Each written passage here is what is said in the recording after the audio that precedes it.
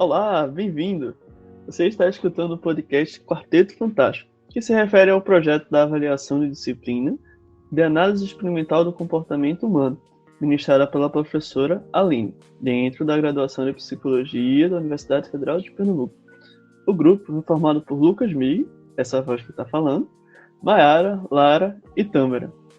Meninas, vocês poderiam se apresentar? Oi, eu sou Tâmara Mangueira. Oi, gente, meu nome é Lara Almeida. Oi, e eu me chamo Mayara Samara.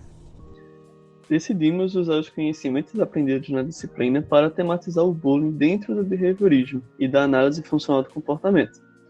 Também estaremos buscando relacionar esses conceitos e perspectivas com o filme Extraordinário. Por isso, se liga no spoiler, viu? Antes de começarmos o podcast, é importante dizer o seguinte: nós não vamos te ensinar a controlar pessoas ou a predizer o futuro. E sim, é provável. Foque nessa palavra. É provável que você acredite que é isso que a análise experimental do comportamento e o behaviorismo pregam. Mas estamos aqui para te mostrar que não é bem assim que as coisas acontecem. Pois é, muita gente tem uma concepção deturpada da psicologia e termina ficando com alguns preconceitos. Por isso, vamos tentar desmistificar algumas coisas e deixar outras menos complexas. Psicólogo não tem bola de cristal. Primeiro, vamos diferenciar o behaviorismo radical do behaviorismo metodológico, certo? E você aí se perguntando, temos mais de um? Sim, temos mais de um. Como diz a minha mãe, vivendo e aprendendo, não é mesmo? Gente, é tão legal e novo fazer podcast, e é por isso que faço perguntas imaginárias e as respondo ao mesmo tempo. Eu estou em começo de carreira, e é isso. Enfim, voltando ao assunto, o behaviorismo que ia me chocar hoje é o chamado radical, criado por Skinner, cuja definição é a filosofia da ciência do comportamento, responsável por estudar as condições necessárias para que o comportamento ocorra, e a probabilidade de uma pessoa agir de tal forma em uma determinada circunstância. Esse e os próximos conceitos utilizados nesse podcast foram retirados do livro sobre o behaviorismo, escrito por Skinner, do livro Princípios Básicos da Análise do Comportamento, de Moreira e Medeiros, e também das aulas da nossa professora Aline Lacerda. Behaviorismo radical? Esses psicólogos vão sair fazendo protesto? Como assim? Não. Radical apenas por ele quebrar paradigmas de até então, colocando o comportamento como objeto essencial da psicologia, não mais a mente como era antes. Esse behaviorismo radical se difere do metodológico por algumas características, como o fato do metodológico não estudar os fatos mentais, ou inobserváveis, e o radical estudá-los, já que tudo é comportamento. Mas nós não vamos nos aprofundar muito nessa diferenciação nesse podcast, porque senão ele fica muito extenso. Aí, agora, nós vamos focar no behaviorismo radical e ir embora, porque tem muita coisa para discutir, e uma delas é o que é comportamento, o conceito de comportamento. E pasmem, comportamento para Skinner é a relação entre o sujeito e o ambiente, e abrange tanto eventos públicos, por exemplo, fazer um podcast como esse, como eventos privados, por exemplo, sentimentos, pensamentos, emoções, histórias de vida, tudo isso é comportamento. E se acalme com seu dualismo ser humano, porque vocês vão ver que é incrível pensar no homem ou na mulher. Sim, aqui não usamos homem como sinônimo de ser humano. E, sim, voltando ao foco, pensar no ser humano como um ser cujos pensamentos e ações vem de uma matriz única, o comportamento. Isso fica mais fácil de entender essa relação do homem com o seu ambiente. E sim, ambiente também tem conceito que envolve o mundo físico, social, o aspecto biológico, a história pessoal de cada um e a relação do indivíduo com ele mesmo. Todos juntos e simultaneamente. Esse conceito ele foi criado pela análise do comportamento, que é uma abordagem psicológica criada por Skinner, ou seja, sim, Skinner está em muitas coisas, cujo objetivo é a compreensão do ser humano a partir de sua relação com seu ambiente, ou seja, é tentar entender o porquê as pessoas se comportam de determinadas maneiras em determinadas situações. Isso mesmo. O conceito de ambiente para Skinner é muito mais amplo do que entendemos no dia a dia. Até mesmo a cultura do grupo social em sua volta pode ser considerado como ambiente no estudo do comportamento. Agora sim, vamos te explicar o que estamos fazendo aqui. Só agora sim, só agora. Respire e vamos lá. O processo de aprender um comportamento se chama condicionamento. E nós fazemos isso todo dia, de forma automática. Então não adianta tentar condicionar o seu coleguinha, achando que não está sendo condicionado. Me ajude para eu te ajudar, por favor. Preste atenção bem direitinho, que esses conceitos são bem importantes e estaremos usando eles um pouco mais para frente. Vamos falar sobre 2 tipos de condicionamentos. O primeiro tem vários nomes, mostrando claramente a indecisão das pessoas em escolher um e seguir em frente. Ele pode ser chamado de condicionamento clássico, reflexo, respondente ou pavloviano, e cujo estímulo do ambiente provoca ou inicia a resposta. É algo bem automático, sabe? E o operante, esse com nome único, mas assim, a pessoa foi mais decidida, ocorre quando um comportamento produz consequências. Em outras palavras, modificações no ambiente e é afetado, controlado por elas. Essas consequências podem aumentar ou diminuir a probabilidade de tal comportamento ocorrer no futuro. Quando a probabilidade aumenta, nós chamamos de reforço. Quando diminui, chamamos de punição.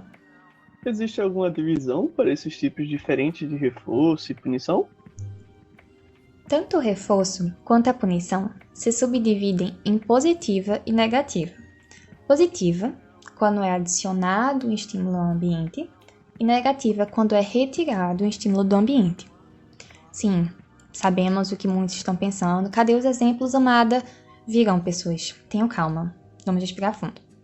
Preciso dizer para vocês os conceitos primeiro, para depois ir para uma parte mais prática, sabe? E está faltando um pouco. Respira e vamos lá. O reforço negativo, ele pode ser subdividido, mais uma vez, em comportamento de fuga ou de esquiva. Fuga, quando você age a fim de tirar algo aversivo que já está no ambiente, e o de esquiva, quando você evita algo aversivo que ainda virá. Então é naquela pegada de ou você previne ou você remedia. Comportamentos de fuga e esquiva podem parecer sinônimos para uma pessoa que está tendo o primeiro contato com o assunto. No entanto, é preciso entender eles como termos técnicos dentro da análise funcional. Antes de ir para a análise funcional do comportamento, que é feita a partir do contexto, da resposta, nome behaviorista para comportamento, e a consequência reforçadora ou punitiva, é importante saber uma dica muito legal sobre a diferença entre o reforço negativo e a punição negativa. No reforço negativo, o contexto é aversivo, e a consequência serve para acabar com esse contexto. Já na punição, o contexto é muito legal, reforçador, tudo que há de bom no mundo. Tudo que é do bom também é um exagero. Mas assim, a consequência é a retirada desse reforço. Tipo, um triste fim, sabe, quando ocorre a punição. E, gente, essa é a última informação introdutória, juro. Então vamos lá. A aprendizagem não somente ocorre por condicionamento pavloviano ou operante, mas também por modelagem, extinção, ou seja, há um mundo de possibilidades muito além desse podcast. Então, assim, é um mundo behaviorista que te espera. E você aí, então venha-se embora conhecê-lo, viu? Isso é só um fragmentinho desse mundão. Com certeza, Thanos. Buscamos dar uma breve pincelada nas ideias para poder contextualizar direitinho os termos e conceitos. O intuito foi permitir que ninguém se sinta prejudicado por não possuir conceitos prévios para entender do que estamos falando.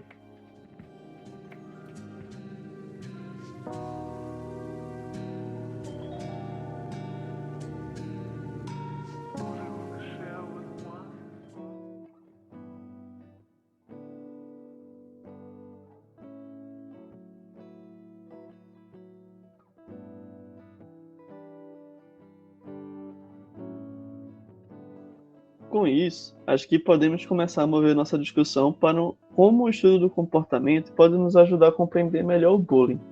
Alguém aqui poderia me falar o que entende do bullying? O que é o bullying, afinal? Com base no que eu li em alguns artigos, como por exemplo o de Antunes e Zwin, publicado em 2008, eu entendo o bullying como ações violentas entre crianças e adolescentes que envolvem agressões físicas, xingamentos, exclusão e diversos outros comportamentos dentro de um ambiente escolar. É importante também ressaltar que o bullying é tão recorrente no nosso cotidiano que essas ações são vistas muitas vezes como apenas brincadeiras comuns entre colegas da escola. Sim, há várias formas de praticar o bullying, não somente física. Muita gente, porém, ainda acha que o bullying é uma brincadeira de criança, só que de brincadeira a gente sabe que não tem nada, né? Mazini e Branco fizeram uma colocação bastante interessante quanto a isso. Eles dizem que o bullying é caracterizado por comportamentos agressivos de forma intencional e repetitiva. Ele pode ser praticado por um aluno ou então por um grupo de alunos e podem ser direcionados também para um outro aluno ou para um grupo de alunos. Esses comportamentos, como Tâmara bem disse, podem ser verbais, físicos, de caráter moral, social, sexual, serem feitos através da internet, o chamado cyberbullying, e também podem ser feitas indiretamente, sem a presença da vítima. É interessante que em muitos lugares, quando eu estava pesquisando sobre bullying, categorizavam também o psicológico, feito através de intimidações e chantagens. No entanto, é de se esperar que toda ação gere consequências psicológicas, né? Quando falamos em bullying, esses eventos geram memórias dolorosas para a vítima, afetando emocionalmente e socialmente. Então, algumas pessoas passam a se isolar, recusam ir à escola e até mesmo apresentam distúrbios alimentares. Os paradigmas do comportamento nos ajudam a entender as relações de causalidade no comportamento. No entanto, o bullying parece ser um tipo de comportamento complexo, o que torna difícil analisá-lo. Acho que todo comportamento é complexo, possui inúmeras variáveis a serem avaliadas e consideradas. O organismo em si está sempre em interação com o ambiente, modificando e sendo modificado. Pois é, o próprio conceito de ambiente é muito complexo. Ele é histórico, biológico, físico e social. Esses fatores são indissociáveis entre si e estão na constante inter-relação. Só que no caso, para a análise, é preciso saber como esses fatores criam o ambiente, sabe? No caso de uma análise voltada ao bullying, é a mesma coisa, se faz complexo do mesmo jeito. Então, para analisarmos, é muito importante entender o contexto em que aquele comportamento se faz presente. Por exemplo, apesar de em duas escolas acontecerem bullying por meio de agressões verbais, ainda assim precisamos pensá-las separadamente, pois as variáveis são diferentes. Da mesma forma, o mesmo aluno que é vítima em um contexto pode ser agressor em outro.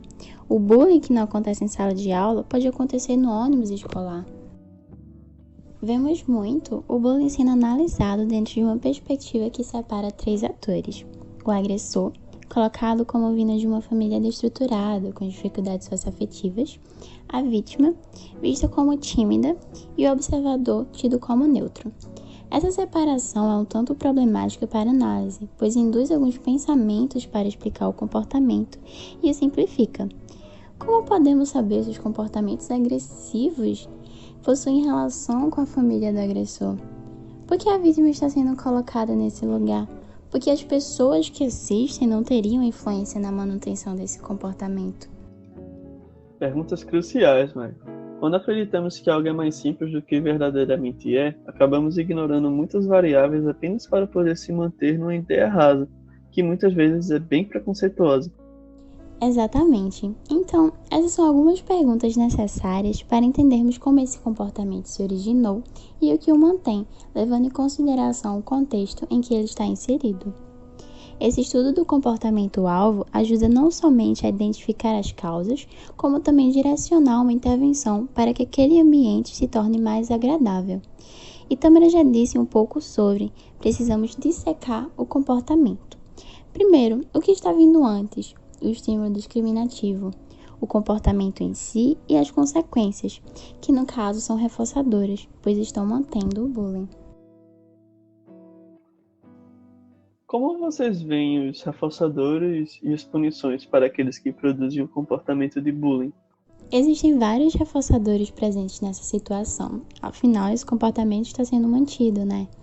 Como eu disse anteriormente, o bullying possui três atores importantes, mas é necessário entender a relação de todos eles com o comportamento, não diminuindo sua influência. Então buscaremos entender um pouco a partir deles. Então, que tal falar um pouco sobre o agressor? Na minha perspectiva, o agressor usa da vítima como uma ferramenta para se alcançar algum tipo de reforço. Provavelmente, mas por que ele faz isso? Costumam mostrar exemplos de bullies que são mais corpulentos, superiores fisicamente à vítima. No entanto, não se limita a essa relação de poder. Um estudo da Universidade de Lisboa buscou traçar o perfil psicológico dos envolvidos na prática do bullying. Através da concatenação de alguns autores, concluiu-se que os agressores possuem uma atitude positiva em relação à violência, são mais sujeitos a assumirem comportamentos de risco, são impulsivos e estão incluídos em um ambiente familiar em que se sentem distantes e possuem também pouca empatia em relação à vítima. Então, aí são muitas variáveis para serem analisadas. Podemos imaginar que, através desse perfil psicológico, o aluno teria dificuldades de manter amizades, sendo mesmo infeliz no ambiente escolar. E a gente sabe que amizades são muito reforçadoras e é muito difícil também sobreviver por aí sem um amiguinho. Então, essa pessoa buscaria na violência a solução para o seu desconforto e, com isso, ganhou reforços dos colegas de classes que riram no seu feito, encorajaram, etc. É só uma ideia, uma ficção baseada em algumas leituras, tá? Mas, com isso, nós podemos entender que as ações dele colocaram em um lugar de prestígio. As pessoas prestam atenção em si, reforçando para que faça novamente aquilo, pois deseja continuar nesse lugar. Afinal, prestígio social, assim como dinheiro, é um reforçador generalizado. Quem não quer, não é mesmo? Dentro dessa perspectiva, podemos pensar que o bullying possui bons reforçadores, que muitas vezes não encontram punições determinantes para mudar o seu posicionamento. Assim, a balança dessa resposta termina estando mais voltada para os reforçadores. Acho que é bem isso mesmo. E no caso da vítima, como podemos analisar? Penso também que o medo das pessoas que sofreram bullying pode ser compreendido como um comportamento reflexo. Em muitos casos, as vítimas começam a sentir medo do agressor ou mesmo do local em que a agressão ocorreu, como não querer voltar mais para a escola. A agressão verbal, física ou emocional desencadeia algum tipo de resposta fisiológica de medo, que podemos chamar de resposta incondicionada. Quando você se machuca de alguma forma, você experimenta alguma emoção desagradável, como a de medo, e alguns sinais de corpo, como suor, respiração, batimentos acelerados. Como esses estímulos adversos são gerados dentro de uma localidade física e espacial, como a escola, ou por um determinado grupo de pessoas, podemos dizer que ocorre um emparelhamento entre as variáveis. Apenas o fato de estar no mesmo ambiente que aquelas pessoas já pode desencadear uma resposta referente à agressão, que chamaremos de resposta condicionada.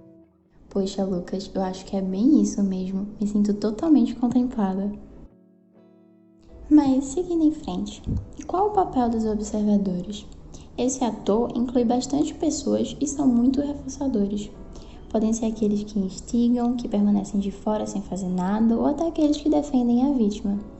São os coleguinhas que riem das chacotas feitas pelo bullying, os professores que mantêm o comportamento, às vezes buscando uma punição generalizada, etc. Como podemos pensar os observadores dentro da análise funcional? Partindo do entendimento que o bullying é um comportamento operante, o bully, ou grupo de bullies, aprendeu aquele comportamento. Sendo assim, podemos entender que a presença dos colegas de turma que riram previamente de suas agressões e a chegada do aluno-alvo configura-se como um estímulo discriminativo para suas ações. Logo, irá emitir novamente as agressões que foram reforçadas anteriormente, como uma chacota buscando envergonhar a vítima. Após isso, temos a consequência. Os outros alunos presentes no momento riem da situação, o que é reforçador para esse comportamento-alvo. Em muitos casos, quando a família comunica à escola sobre as intimidações que o estudante vem sofrendo, a forma escolhida para conter esse comportamento é advertir todos os alunos na sala de aula, alertando-os que terá punições severas para os praticantes. No mesmo momento, imagina, a sensação da maioria ali é de medo, culpa, por mais que não tenha sido o agressor em questão, que não riu das piadas, incentivou ou apenas não fez nada, aceitando aquela situação. Essa prática do professor se configura como uma punição generalizada, trazendo um estímulo aversivo ao ambiente. A gente sabe a intenção da escola ao fazer tal ação. Porém, como estudantes de psicologia, precisamos falar, né? Reforço é sempre melhor que punição. Não é à toa que, mesmo com essas advertências, o bullying se mantém, porque ainda irão existir os reforçadores para esse comportamento. Se, por exemplo, a escola proibir os praticantes de frequentar o pátio durante o recreio, certamente as intimidações irão achar outro caminho, um outro lugar. Eu vejo que os observadores podem assumir diferentes funções dentro da ótica do comportamento. Em alguns momentos, eles podem agir como estímulo discriminativo para o comportamento do agressor. Por exemplo, alguns grupinhos de amigos vão reforçar positivamente o comportamento opressivo com complacência, servindo como uma recompensa para o bully. Isso pode explicar por que esse papel possui tanta relevância. O intuito das campanhas anti-bullying é justamente trabalhar na consciência coletiva para que o público passe a não reforçar mais comportamentos opressivos. Assim, o agressor perde um dos seus principais variáveis de reforçamento, o que pode levar o seu comportamento para a extinção. No entanto, as coisas são um pouco mais complexas. Ah, Lucas, isso me lembrou quando estudamos sobre as alternativas ao controle aversivo. Porque nesse exemplo, utilizar a extinção, ou seja, a suspensão do reforço, atenção e apoio dos outros estudantes, para diminuir gradativamente a frequência do comportamento agressivo, é uma possibilidade viável para evitar o uso da punição ao agressor. Porque punir, apesar de ser algo muito recorrente no cotidiano, por uma série de motivos, como a imediaticidade da consequência, deveria ser desaconselhada, como Mayara falou, porque causa muitos efeitos colaterais no indivíduo. E apesar do fato da supressão do reforçador não ser possível em todos os casos, aqui ela é possível através de diversas ações, como as campanhas anti-bullying, que utilizam palestras, dinâmicas e conversas para extinguir esses comportamentos do público. Concordo contigo, Thames. O uso da punição contra o agressor diante de uma situação flagrante de bullying se torna uma medida meio pragmática, mas não tão eficaz. Uma punição momentânea, além de causar esses efeitos colaterais, ela cria a ilusão de que essas situações não vão se repetir. É necessário um planejamento anterior, que é justamente a forma de intervenção dessas campanhas anti-bullying, para não reforçar a possibilidade de ocorrência do ato e nem da admissão dele pelo público. Afinal, como essa é uma problemática que vem atravessando o ambiente escolar há tempos, a mobilização contra ela deve ser recorrente, a fim de evitar os danos das punições.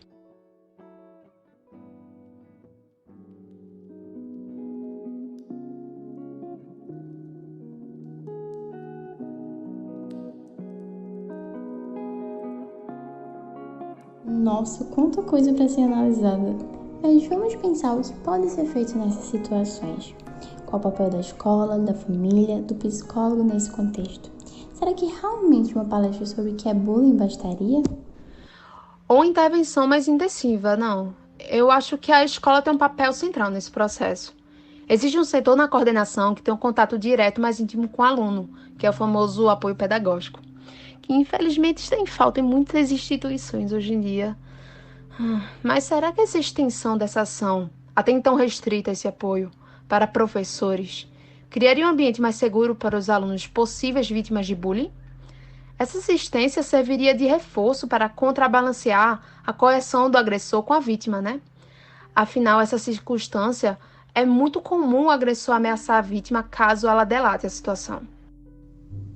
Acho que é bem difícil dizer que tais e tais intervenções funcionariam, porque existem diversos contextos diferentes que interferem nas respostas dos atores do bullying.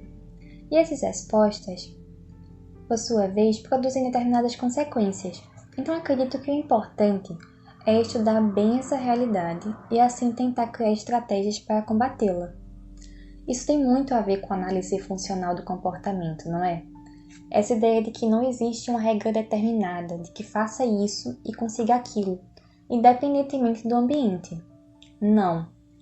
É necessário analisar o contexto, a resposta e a consequência a fim de criar estratégias para mudar esse cenário de bullying, no caso do nosso podcast. Seja a partir de sessões de cinema, com filmes que retratam o bullying, seja com dinâmicas, nas salas de aula para entender melhor os sentimentos dos alunos. Enfim, há uma variedade enorme de opções que podem dar certo juntas, não é? Desde que se tenha uma noção aprofundada sobre os 3 termos: ocasião, resposta e consequência. De certa forma, acho que o fato de refletirmos sobre mais de uma forma de intervenção em relação ao bullying mostra o quanto ele em si depende do contexto, sabe? É muito difícil isolar um comportamento do seu ambiente e fazer uma análise experimental de fato. Infelizmente, essas variáveis não contribuem para o nosso total controle da situação. Por isso, estamos aqui para discutir as cadeias de comportamento que levam ao bullying, né? Sim, concordo. E ainda, como futuros, espero, analistas de comportamento, precisamos enxergar o lugar deste para a intervenção da prática de bullying. Ele pode, junto com os alunos incluídos nesses acontecimentos, entender quais as causas do comportamento e incentivar práticas que impediriam que continuasse acontecendo. Pode, com a vítima, incentivar comportamentos assertivos para que impeça o comportamento agressivo, bem como, também, ajudar o agressor reforçando comportamentos empáticos e criar estratégias para lidar com raiva ou frustração. Nesse caso, espera-se que esses comportamentos discutidos com o terapeuta sejam generalizados para o ambiente escolar. Por isso a importância de conhecer bem o contexto em que esse comportamento está ocorrendo, pois assim o terapeuta pode analisar e intervir de forma mais assertiva possível, levando em consideração aquele ambiente. É um trabalho que deve ser feito com a aproximação tanto do analista quanto da escola e dos familiares.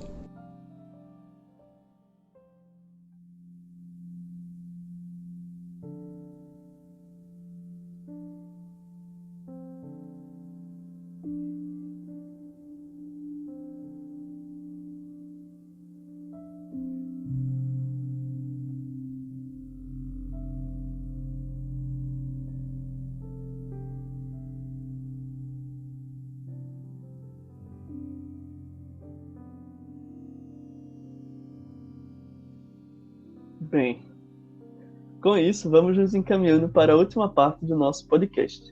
Para isso, buscamos algum tipo de material para poder correlacionar com tudo isso que discutimos. E como objeto de estudo, escolhemos o filme Extraordinário, que é um filme bem bonito e que traz algumas cenas interessantes de bullying que podem nos ajudar a contextualizar o que foi abordado. Larinha, tu pode contar um pouquinho do filme pra gente? Posso sim, amigo. Esse filme, ele conta a história de Aug, que é um menino de 10 anos que foi diagnosticado com uma doença congênita, que fez ele se submeter a muitos procedimentos cirúrgicos, lhe deixando um histórico de marcas de cicatrizes no rosto. Esse início já nos prepara sobre como deve ser a vida de Aug, certo? É muito interessante como esse filme traz essa circunstância que marca a vida de muitas crianças, só que nos colocando na pele de Aug.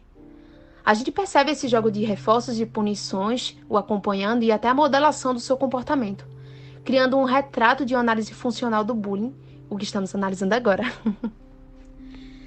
Então vamos começar. Ai, por onde eu começo? Eu acho que a entrada de Aug pelo pátio do colégio é uma das primeiras cenas. É super marcante. Logo no início ele já queria entrar com seu capacete espacial, para esconder o seu rosto, o que seria um reforço negativo de esquiva para a possibilidade das pessoas estranharem seu rosto.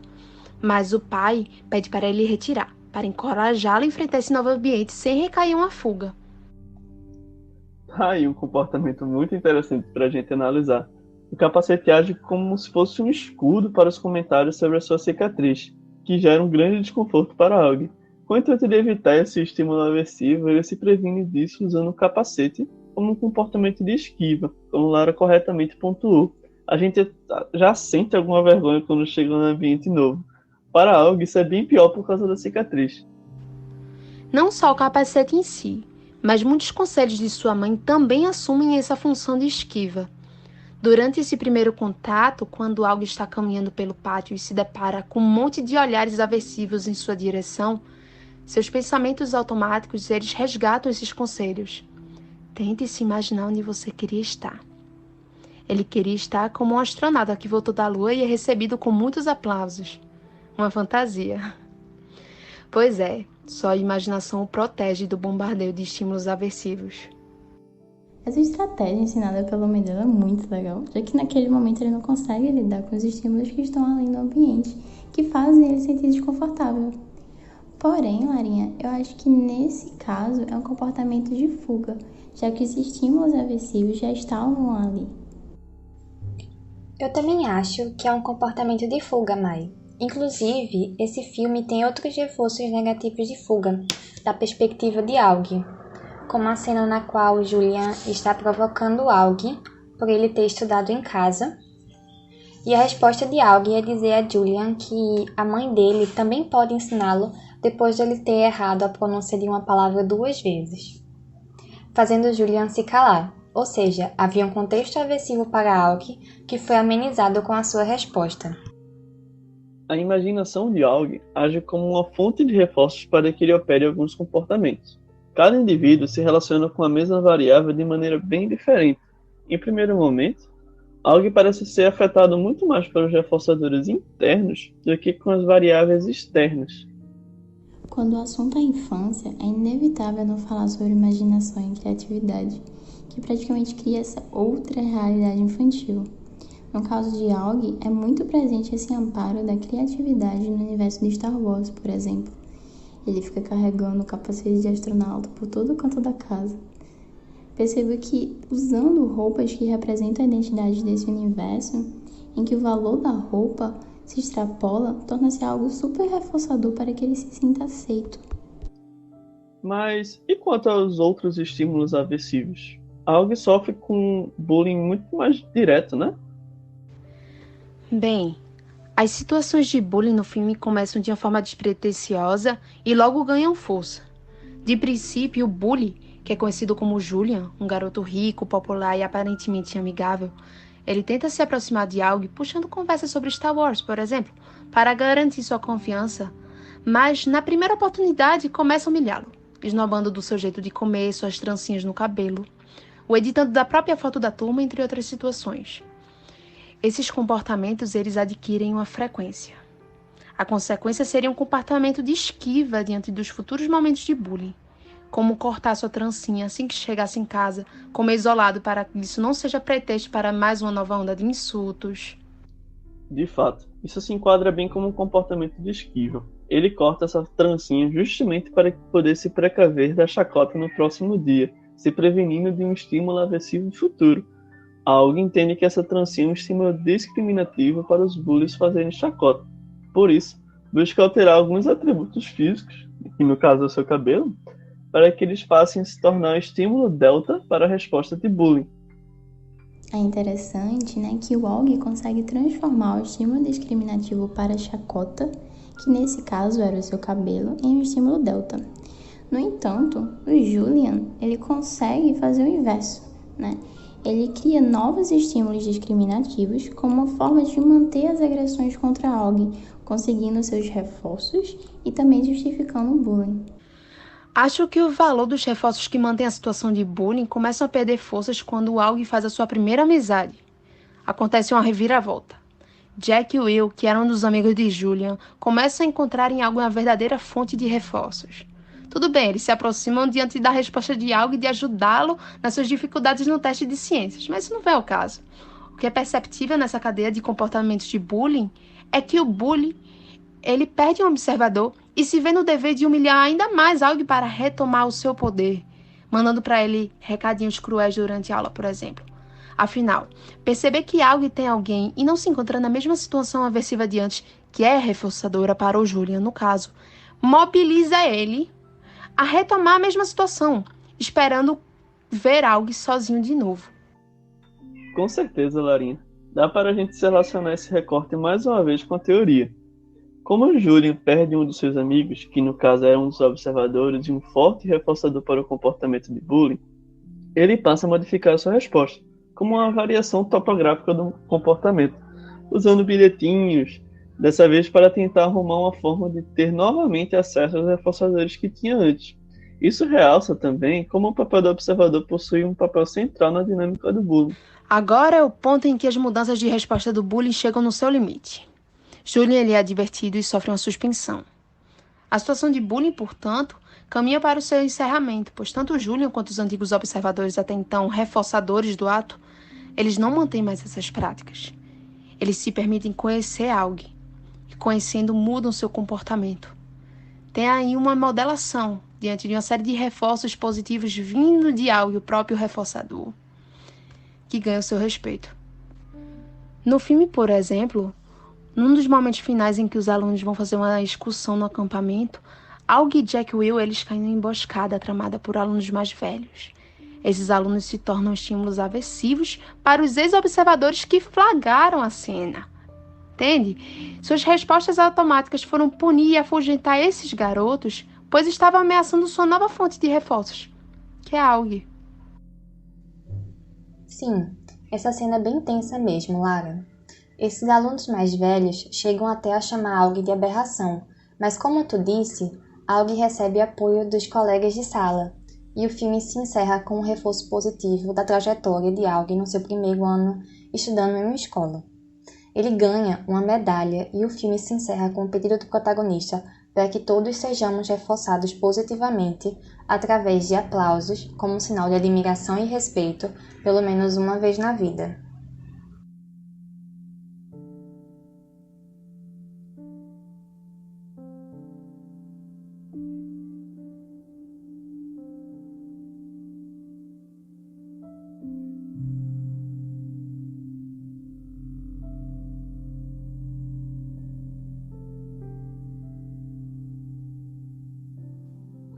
O Quarteto Fantástico vai ficando por aqui. Foi um tempo bastante breve, ou não, mas foi muito bom poder compartilhar ele com vocês que assumiram a aventura, embarcaram com a gente. Espero que tenham gostado e se divertido com as indagações desses 4 estudantes de psicologia. Pronto, meninas. É hora de dar tchau. Tchau, tchau, galera. Obrigada por nos ter ouvido até o final. E é isso. Até uma próxima. Tchau, gente. Foi um prazer fazer o podcast e estar aqui com vocês também. Tchau, até a próxima. É isso, gente. Espero que vocês tenham gostado dessa reflexão. Eu adorei fazer podcast. Tchau.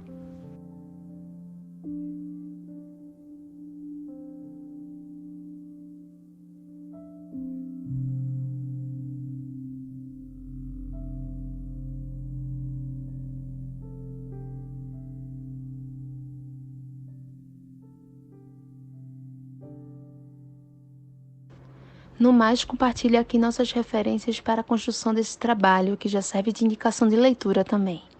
Primeiro, Princípios Básicos da Análise de Comportamento, de Moreira e Medeiros, 2007. Segundo, Estratégias de Prevenção ao Bullying na Perspectiva da Análise do Comportamento, de Raquel Gomes Pinto Manzini, 2018. Terceiro, Bullying na Adolescência, Perfil Psicológico de Agressores, Vítimas e Observadores, de João Pedro Cardia Sequeira Carlos, 2015. Quarto, Skinner, 1904 a 1990, sobre o behaviorismo, 10ª edição, São Paulo, 2006. Quinto, Antunes Débora Cristina e Zuim Antônio Álvares Soares, do bullying ao preconceito, os desafios da barbárie à educação, 2018. É isso. Até a próxima. Boa semana e bons devaneios para todos vocês. Tchau.